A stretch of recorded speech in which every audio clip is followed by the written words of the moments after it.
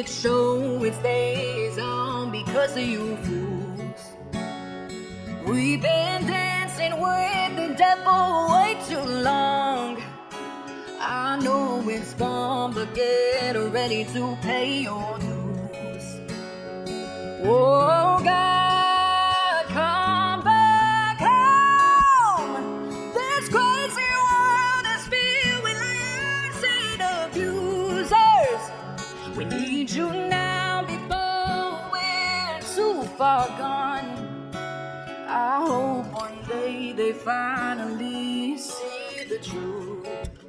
God, we need you now. I know the truth is hard to swallow, just digest it. Suspected something's going on, chosen just neglected, deflected by some breaking news. Are we just accepted, expected just to fall in line and follow their perspective? Don't question their objectives, but I got a lot of questions. How these kids molested, but nobody's been arrested.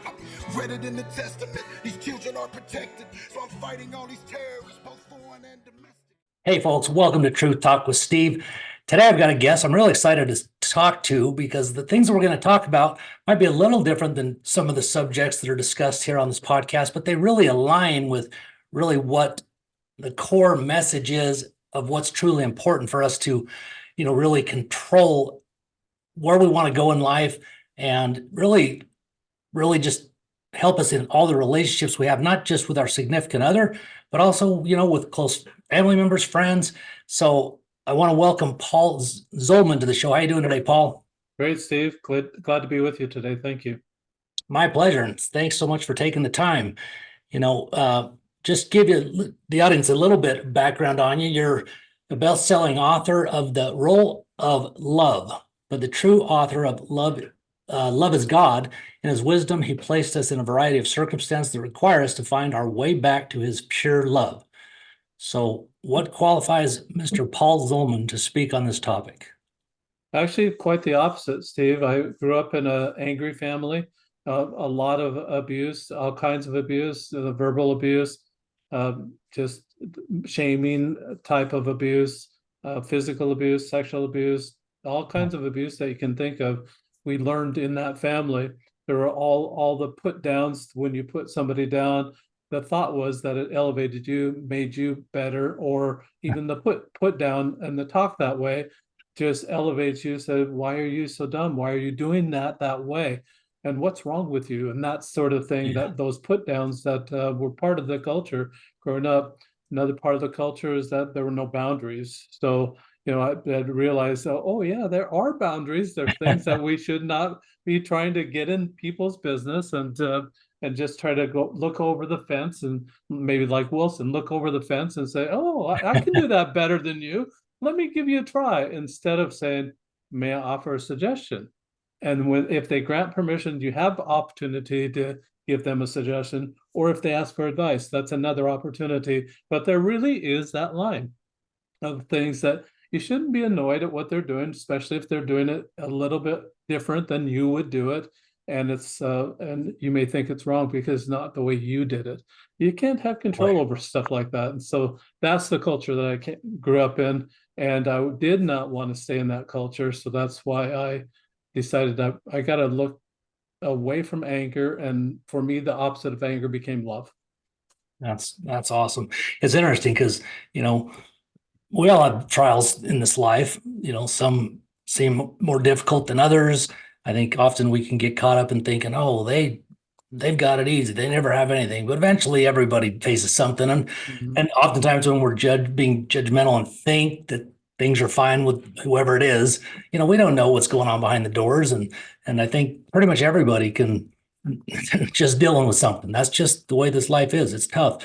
And, I've had obviously my challenges. And the reason I like this topic, particularly the love languages and spirituality, is because when I went through what I did, I mentioned a little bit before that I did some developing where you're located, and it was in that 2007 and 8 years that I really crashed and burned, and ended up getting indicted on a mortgage fraud situation that I've talked about on my other podcast, Life After Addiction and Indictment, and probably once or twice on this.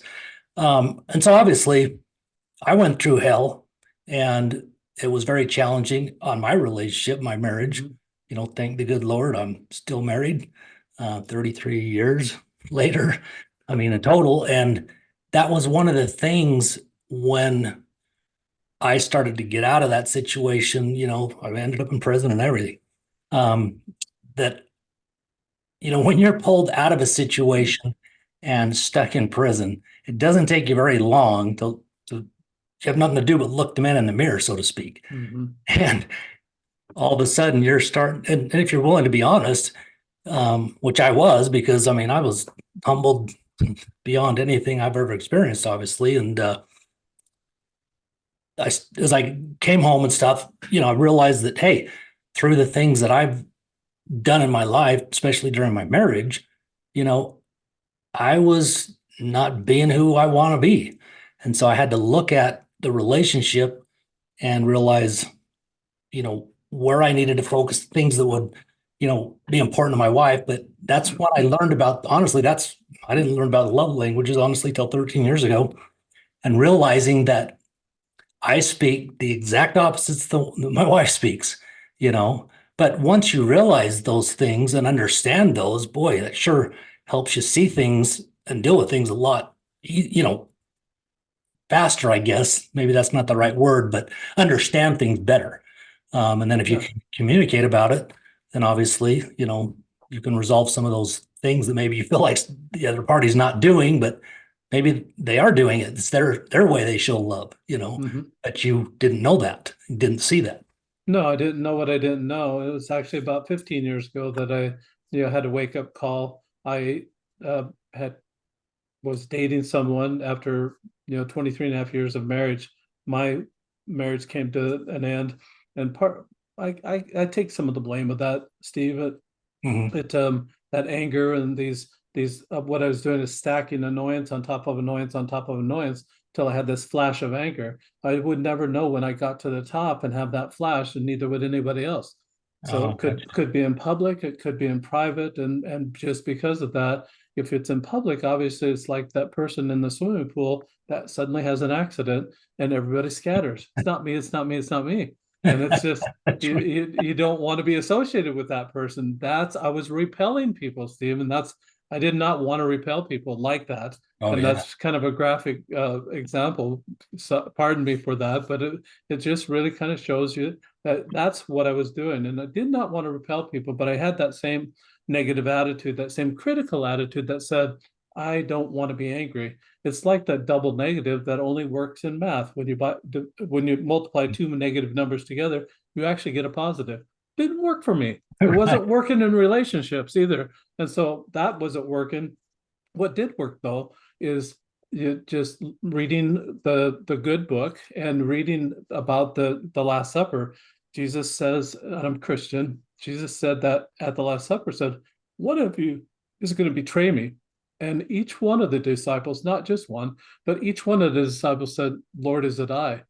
And as I just took those four words into my vocabulary and just uh, just washed over those words each and every day, mostly the answer was yes, and that this is how you fix that.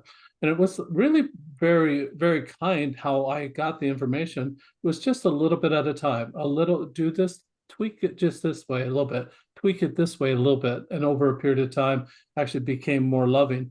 But the identification that happened 15 years ago and what really was a paradigm shift for me was I was dating this woman. Now it's time for Big Brother approval. I take her 300 miles north where my brother lives. First thing that happens, we go in this house, and my sister-in-law pulls her inside and says, the only emotion that the Zolman family learned growing up is anger. At first I said, Oh, I denied it. And it made me mad.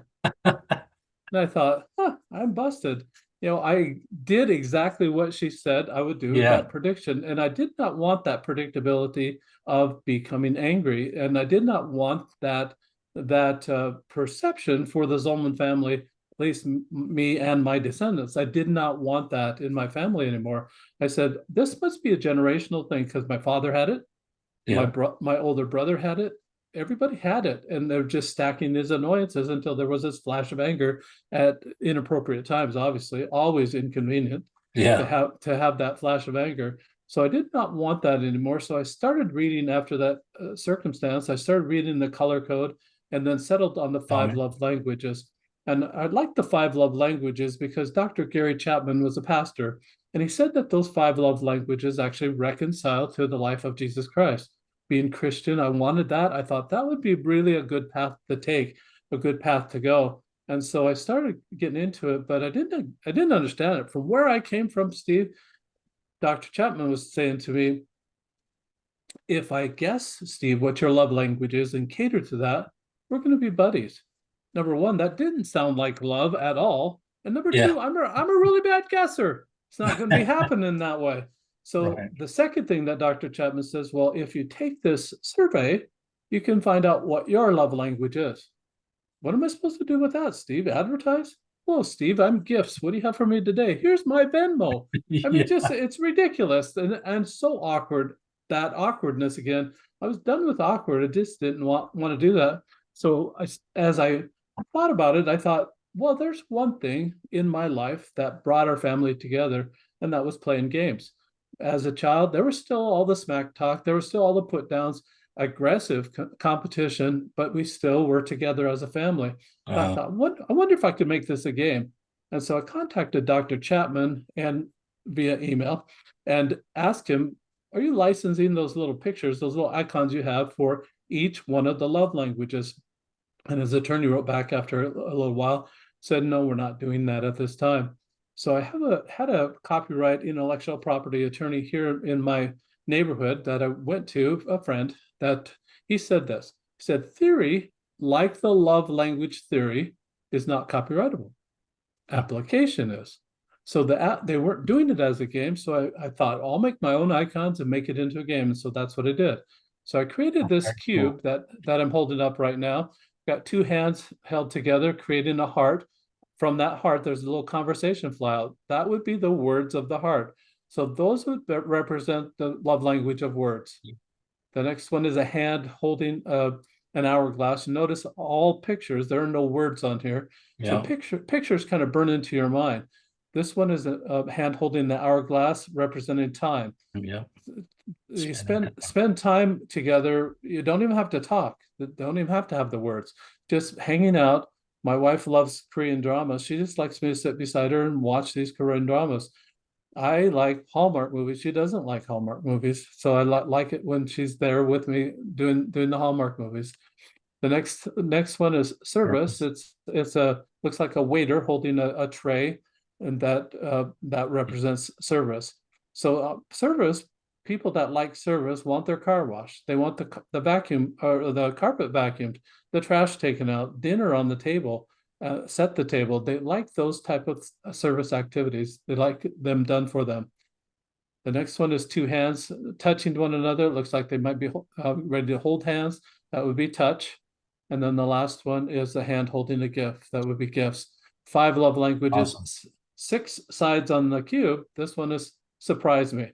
So there's two instructions, Steve. You roll the cube every day. Whatever it lands on, that is the love language you practice giving away all day that day. All day to everybody, not just a significant other. And there's a huge difference right there. Dr. Chapman's book, The Five Love Languages, is mostly about romantic love.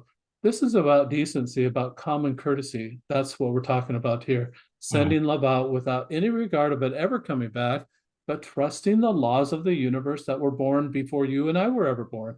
Yeah. Law of the harvest, law of karma, law of attraction, if you will. They all say that you send it out, they'll come back after many days. Yeah. Yeah, that's fantastic. So how long ago was it that you did this with the game?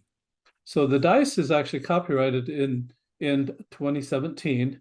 And so I've been what the whole idea was, Steve, is I take this around, and it really worked so well for me. I thought I'd share it with other people. So I thought mental health specialists might be a really good place, and then maybe schools would be a good place. And the mental health specialist, one guy was just frankly honest with me last year in March. He said, "This is really great. It's really different than what the five love languages, because mental health therapists, many of them that I've talked to, have problems with the five love languages, possibly Yeah. for the directional thing, possibly for many other reasons. This really simplifies it." I realized in that boundary drawing that I needed to do for myself because of the where I came from, that I absolutely have no control over anybody sending love my way. Zero control. I have zero control over managing their life. Zero control. Well, then what do I have control over? I realized, oh, I have control over sending love out and responding when it comes back my way. So as you roll this for a 30-day period, I'm just saying 30 days, you don't stop then, but Right. if you roll it for a 30-day period, you learn to give away all 5 love languages so that you know them all backwards and forwards. The best part about that is that now you've got peripheral vision. You can see it when it's coming your way. Oh, they're loving on me. It's not my primary love language, but I can see they're loving on me. I can respond to that. And it just improves the communication immensely. I'll say, yeah, that's awesome. I love how you talk about, sending love out.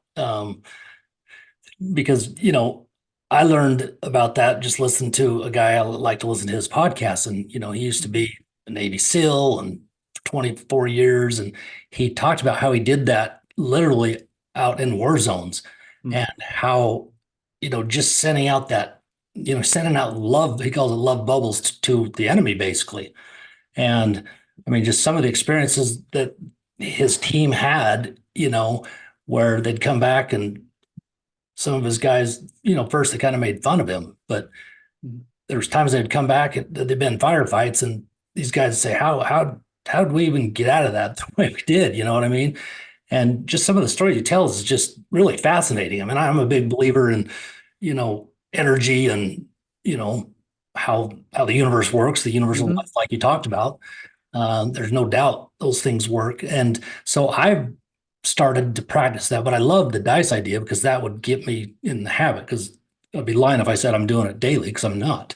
But, there's one example. This is kind of weird. Might be coincidence, but, after you see something happen over and over, eventually you start to think that can't be a coincidence. And in fact, we talked about me being in St. George a few times the last few months. And, I used to get very frustrated driving. And so I was practicing that while I was driving on this last trip down to St. George. And whether that's the reason, or like I say, it's just one of those days, I've never had people drive the right way, move out of the fast lane, and just things just flowed like I'd never experienced. So I personally believe that had something to do with it. Absolutely. What you just send out fascinating. comes right back, doesn't it? 100%. Yeah. Yeah. So and that's the whole idea. You want to send out that decency. What I found over time, instead of stacking now annoyances to get to that anger, I realized that, oh, now I'm stacking kindness on top of kindness on top of kindness, actually to get to higher laws of love, laws of charity, law of compassion, intimacy, forgiveness, mercy, empathy, or sympathy. Those are all higher laws of love. These really are basic. These are the stair steps that will get you there. Can you imagine someone coming to you, Steve, and insulting, Yeah. and then asking you for forgiveness?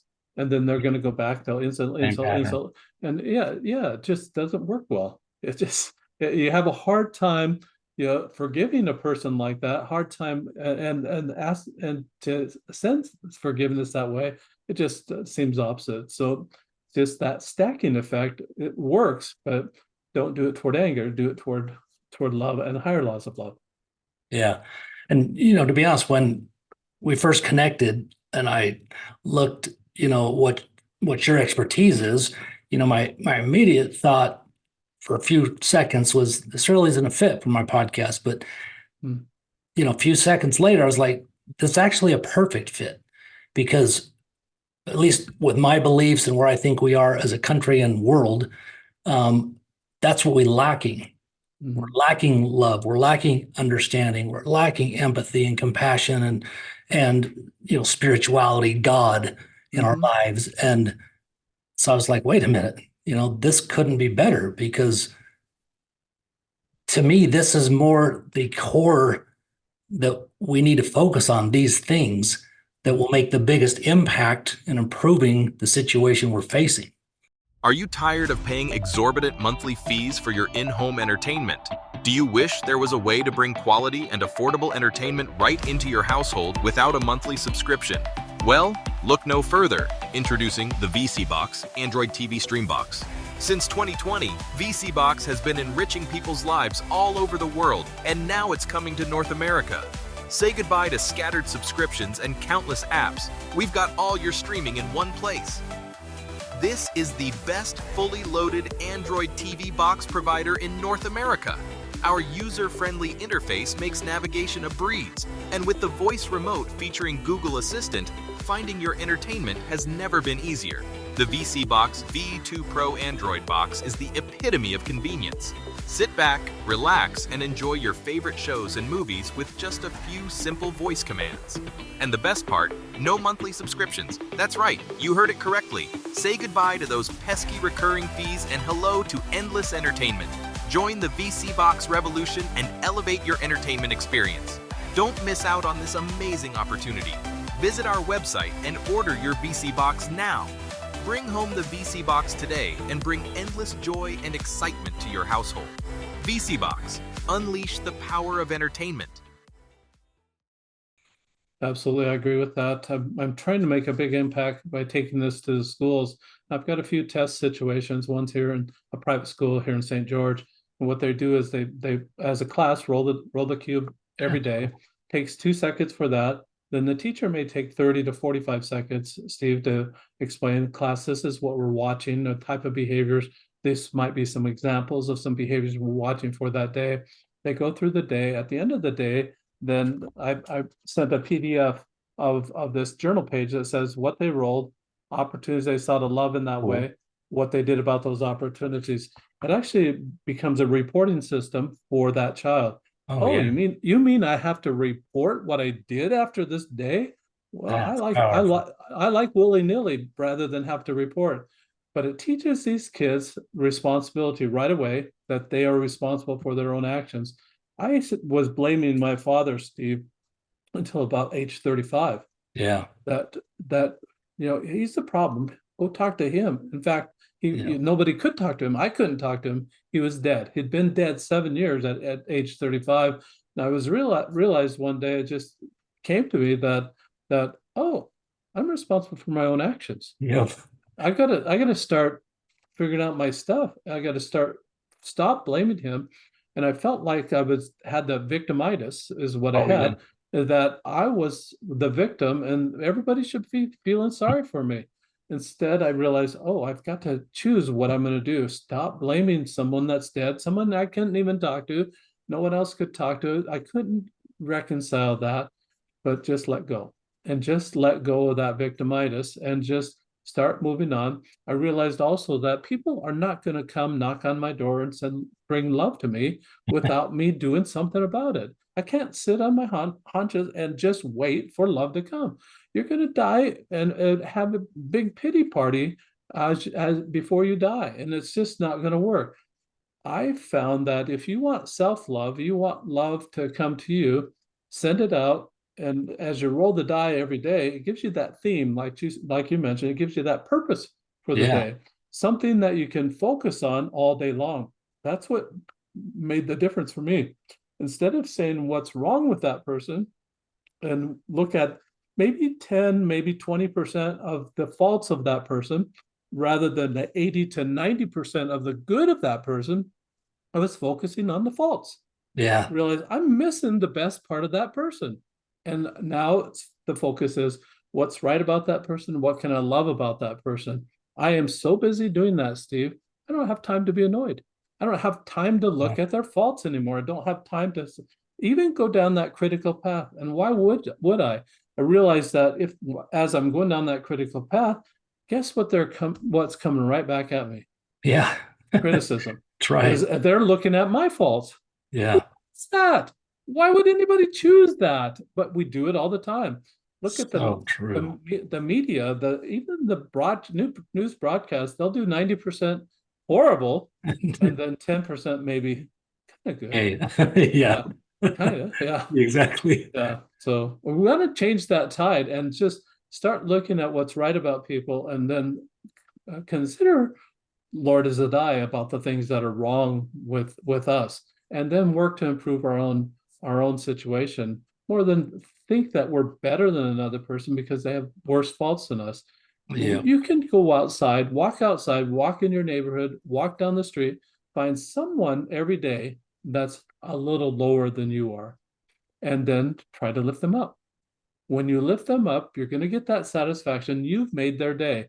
They're going to be happy. They're going to tell their friends how much better they feel because of someone lifted them up. Someone made their day. So while you're watching and rolling the die as for the love language you're practicing that day, you're watching for people that light up. When they light up, no longer, Steve, do you have to say, "Excuse me, could you pause this relationship for a minute while I have you take this survey so I know how to love you?" We're yeah, done. We're done with awkward. You don't have to do that. You just watch, use your observation skills. When they light up, it's a primary or secondary love language. Just take a mental note and then wash, rinse, repeat.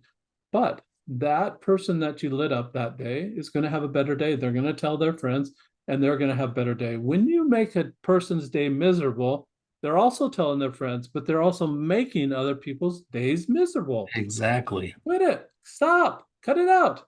No We doubt. need to That's get. why I love this because it's so needed, because I think we're starting to understand, more people anyway, how that we're spiritual beings. I Mhm. 100% built basically energy frequency is what it all comes down to. And so, that's what I believe is why we get what we put out, because Mhm. that's the way the universe works. As you, like you said, if you just take note and look at people and pay attention, you can make that impact, and it just reverberates, and it does impact more people. There was a time I was frustrated in my life, and I was guilty of being more focused on the other person and what I wanted or needed, and I was working with a coach at the time, and I remember him telling me, you got to just focus on who you're being, and the way you're being. Do you think that's going to attract or change anything of the other person? Of course, which it wasn't. It was definitely just harming the thing worse. But as soon as I started focusing on really just standing in my power and focusing on what I could control, like you mentioned, Mhm. and it was incredible to just watch. It took time, obviously. It doesn't happen quickly this way, but it does work. And, you know, things just shifted, and it's so, it's so easy to be selfish and focused on ourselves. And I think when we're criticizing others, you may have said it at the very beginning, really what we're doing is, you're pointing the finger at someone else. You got three coming back at you. And Mhm. that's, it's your insecurity of your situation. And like you said, trying to make yourself feel better, is what I think you said early on. And it's just not the way it works. And so, man, I love what you're doing. I think it's fantastic. So you do have it in some schools? I'm testing in schools right now. Part of the school situation too is that it creates a journal situation for each one of those children, and the teacher just does a little check mark whether it was done or not at the end of the day, and Yeah. then teacher might read through a few of them, highlight a few of the stories the next day, hold them over and highlight those stories the next day. Look what Johnny did yesterday. Look what Yeah. Mary did yesterday, and just in front of all the children and say this is the appropriate behavior for that thing, and just make it a fun thing for the children. There is a yogurt land franchise here in town that as well. If they'll journal for at least 15 days, they get 5 ounces of yogurt for free. But Oh, if they'll good. do it for 25 days, they'll get 10 ounces of yogurt for free. And so there's a little incentive for the kids. That's awesome. There are some kids that'll naturally do it, and they'll just have that.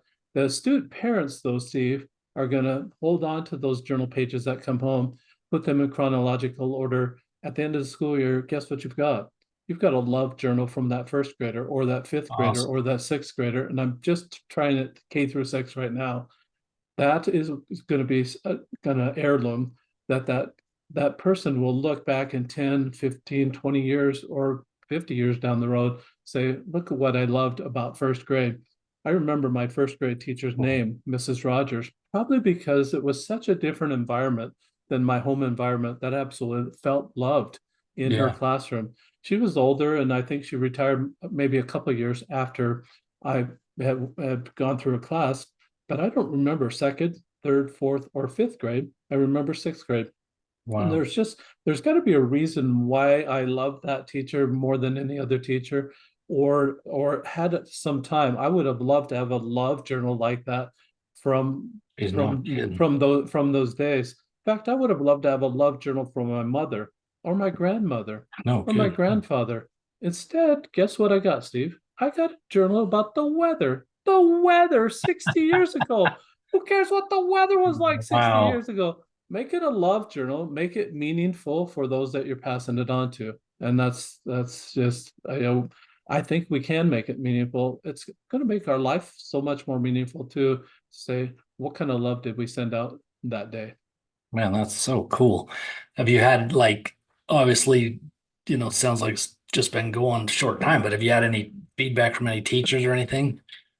Do have feedback from teachers that it really tamps down any misbehaving, because now the teacher's not in charge of their behavior, not the principals are not in charge of their Yeah. behavior. Guess what? The child is responsible for their own So behavior. powerful, man. Just discharges that management thing. The other thing that happens, Steve, is that these kids have been there all day long. They're tired, they're antsy, they know the bell's going to ring. I've Yeah. talked with teachers around the world, and that last 10 to 15 minutes is non-productive time because their minds are mush. They don't Yeah, they're they checked out. can't, they're all checked out. They can't learn a single thing. Writing in journals has been known to be a decompression activity. Do that for these kids. Just decompress and calm them down even before they're sent home. Calm them down with having to record what they did that day and progress they made. They may have loved a math quiz or loved that they got an A on a paper. They may have loved a lot of different things through that day. Write about it and let's talk about it. Let's say, well, who did you send them out to? And what how did that change you and what are the circumstances? Those are just going to be such great stories down the road in their Oh, life. yeah. They'll look back on it and they'll be able to tell the stories themselves to their children or grandchildren, and it'll be just expressing love and where they found their foundation. They learn it in that primary school situation. Hopefully, they'll carry it to the secondary, Exactly. to the high school, to the college, and to their life. This is a foundational. Just as I mentioned, these are basic. Let's get them to learn all the basics, all the basic love language to improve the communication in every relationship by knowing, Man, well, they're sending me gifts. They might like gifts. I can see they're loving on me. Let's respond. that's gonna be fascinating to watch the evolution of these kids because I have a feeling it's gonna be incredible, because they're getting exposed to something that is, I mean, it's a game changer, really, it really is. It And is. man, it's gonna be incredible. Wow, unbelievable. So you've got the patents, you've got the thing going. Now it's just a matter of continuing to get it out there. What are you doing you're focused on schools or any other areas you focus on getting things going with it? Yeah, great question, Steve. I'm trying to get some businesses to actually use it in their business. That'd be And killer, yeah. Gee, for a lot of businesses, I've actually been flatly told out, we can't use the word love at all in this makes business. me sick to hear that So kind of stuff. so Gosh. so it's professional consideration Yeah, or it's kindness. I mean, I had AI look up, well, what can I use if I tell me about all the love languages without using the word love is what the question I put into AI. You'd be surprised at all the different weird stuff that came back from AI. I can imagine. Professional discipline or professional consideration or stuff like that came back, and it just for the business setting. So it's a matter of decency. We're back down to just get to the back to the common decency that if you finish your work, look around the office and find others that might need help with their projects that they're doing. I was uh, learned a lot about this several years ago. I was an investor accountant at a loan servicing company, And my first job on the job was to reconcile just their investor accounts that they had about 40 of them that they were behind on the reconciliation. I knocked it out in a couple of days, and everybody's not only amazed that it only took 2 days to do all that, but now I'm asking them for work and what can I do to help you? And they're shocked at that. I'll So bet. I get called into the vice president's office, and the vice president has another vice president there, and they say, "You're just the right person for this job." And they gave me a reconciliation that hadn't been done for 5 months. 5 months behind, they were writing 25,000 checks per month on that checking account. So 125,000 checks. I didn't have enough line space in the Excel spreadsheet that I was working with.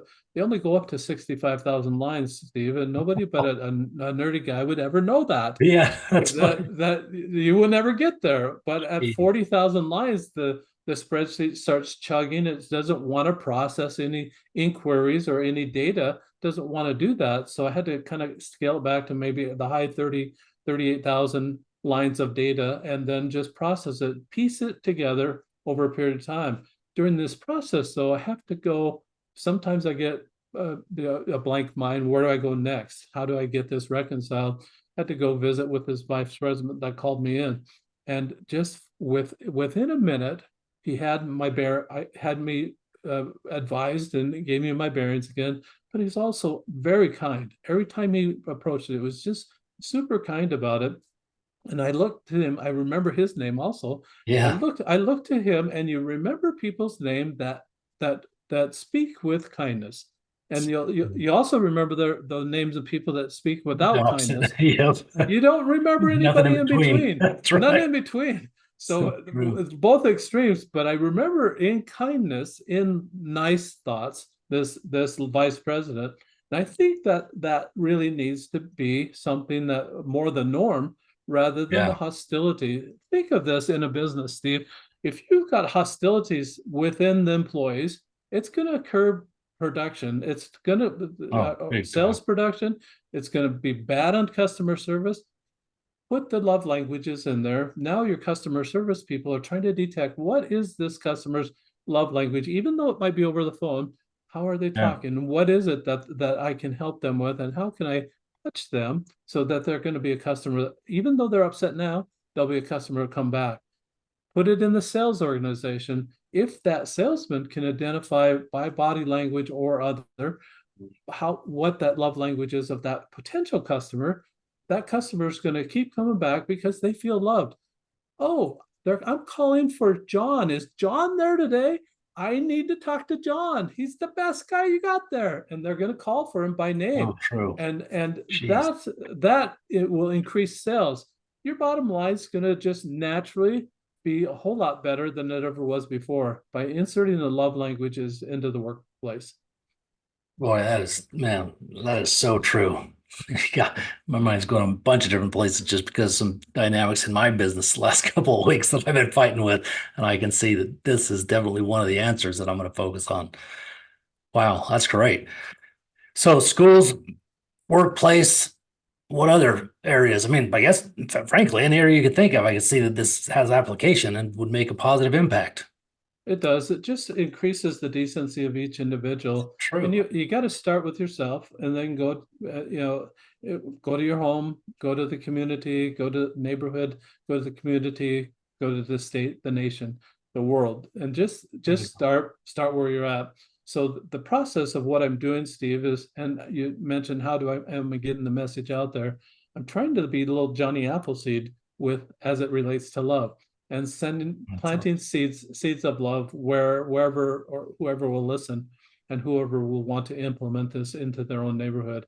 And there's a lot of hacks you can do for, if you can't get a cube, but the books online, the books on Audible, so they can listen to the Oh, book, cool. get suggestions. As people are listening to this podcast, they also might be the type that listen to Audible books. If they'll go on Amazon, they have to actually put it under my name, because if you type in roll of love, you're going to get love Oh, this, love that, love a yeah. million things. And it's going to be a needle haystack trying to find it. Type in Paul Zolman, you'll get right to it. The Kindle version's there, the Audible version, the journal, the book. The dice is not sold on Amazon. sold on my website, you have to go to rolloflove.com. ROLE of love. I did a play on words, Steve. You roll the dice. you roll the die outside of you, the change happens within. That's the ROLE that happens within. That's, man, I love how you tied all this stuff together. It's fantastic. Wow. Man, this has been fantastic. Any other insights that you want to provide the audience regarding this, and particularly maybe relationship, with say with a significant other, because there's things, people I know that do listen to this that are actually dealing with some issues in their relationship. Great question, Steve. And there are a couple of things that I like. One thing is that at the end of every yoga class, and I don't attend yoga, but I know that at the end of every yoga class, the teacher will put their hands together like this and bow their head, close their eyes, and say the word namaste. Yeah. Namaste is from the Sanskrit dialect in northern India. We're talking about languages. This is a dialect of the language there in India. And in the Hindu interpretation, it means the God in me sees the God in you. Or put another way, the divine in me sees the divine in you.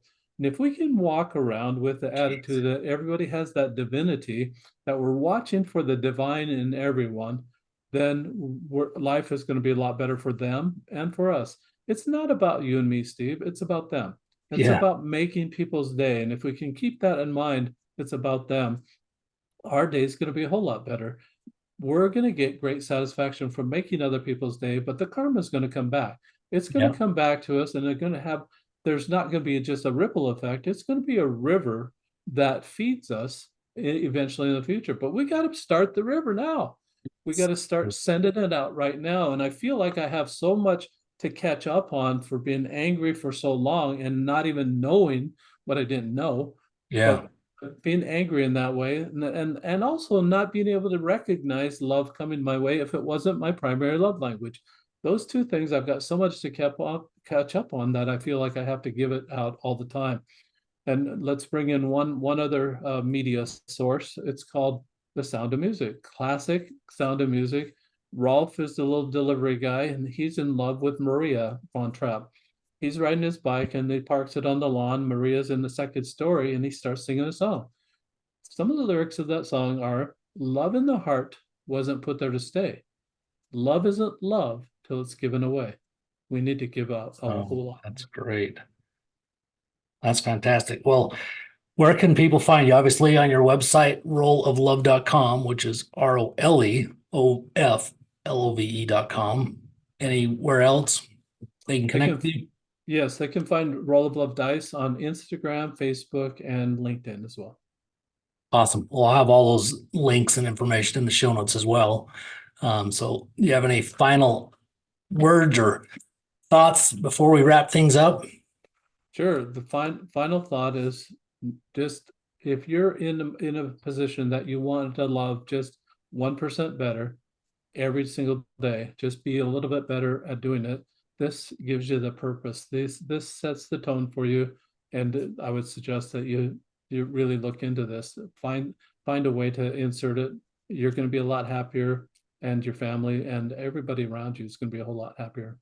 Boy, take the jump. Well, I'm gonna definitely jump over to the website this afternoon and order my dice and stuff. So that's gonna be a great exercise, because just like anything, you got to do it consistently to create that habit. Because I do think about it once in a while and do it and see positive effects, but I also, if I'm being honest, more times than or than not are not doing that. And I'm and we can all have more positive and love in our lives. We need to. Sure. We absolutely need to. I'll say, well, man, Paul, thanks so much. This has really been awesome. So I appreciate your time, and wish you all the success in the world, and I'll do my part to get the word out there about this, and I think it's fantastic. So thank you so much. Thank you, Steve. What a pleasure to be with you today. Thank you. Appreciate it. Take care. Bye-bye. Hello, I'm Mike Lindell, and I'm here to tell you about my new product from MyPillow, towels that actually work. Watch this absorbency test. Here's another towel that we randomly went out and bought. Here's one of my towels with the nice design. I don't know if you can see this, but you could line a swimming pool with this. This is crazy. Get rid of it. Towels that actually work. The new MyPillow towels are exclusively made with 100% USA combed cotton with proprietary technology and with maximum absorbency. They dry you faster and are guaranteed to work. I'm interrupting this commercial right now. Retailers have canceled MyPillow. And to thank you for all your support, I'm going to pass the savings directly on to you. Go to MyPillow.com to get deep discounts on all MyPillow products. For example, you get my dog beds for as low as $19.99. Or for a limited time, you can get my 6-piece towel sets, regularly $109.99, now only $39.99. The lowest price ever with your promo code.